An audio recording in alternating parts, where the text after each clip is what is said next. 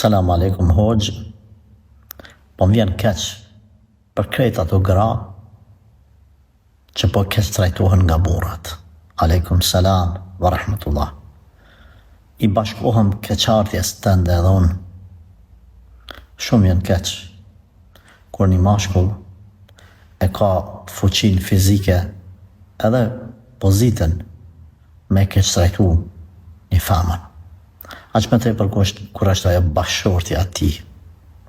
Se për fat keq ka meshkuj, që me gruën e vetë sillet keq, e me koleget në punë bat me lache, e dridh zanin edhe bat faqezi, ose me dashnorin e vetë, ose me sekretareshën e vetë, din me ba kilimili.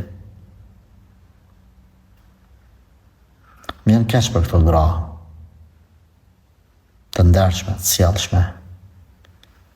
Por në anën tjetër, kësaj keqardhje tënde ishte edhe një keqardhje tjetër. Mua më vjen keq edhe për ata burra, të cilët keq trajtohen nga gratë. Po, e dëgjove mirë nëse mendon se gabova diçka, nuk gabova.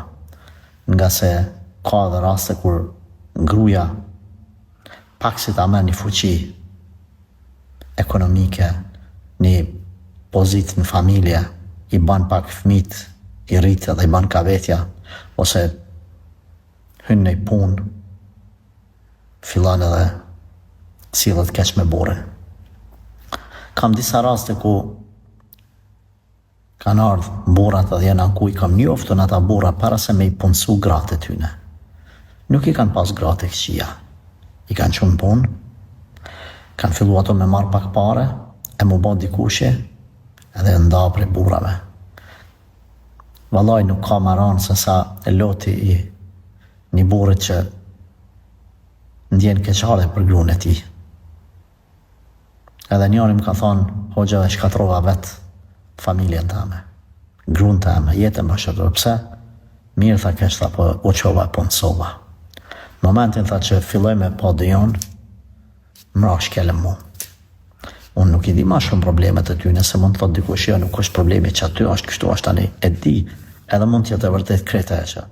Por se as burri, as gruaja nuk ban me keq trajtu një tjetër, veç se po moj. Unë po flasë përgjithsi, ke marrë pak një pozit, e ke bani pare, e tu kanë rritë fëmijët, mas i keq trajta bashkëshortin. Të dytë, do të më shkrim për një tjetërën. Do të më shkrim për një tjetërën. Allah na përmirësoft.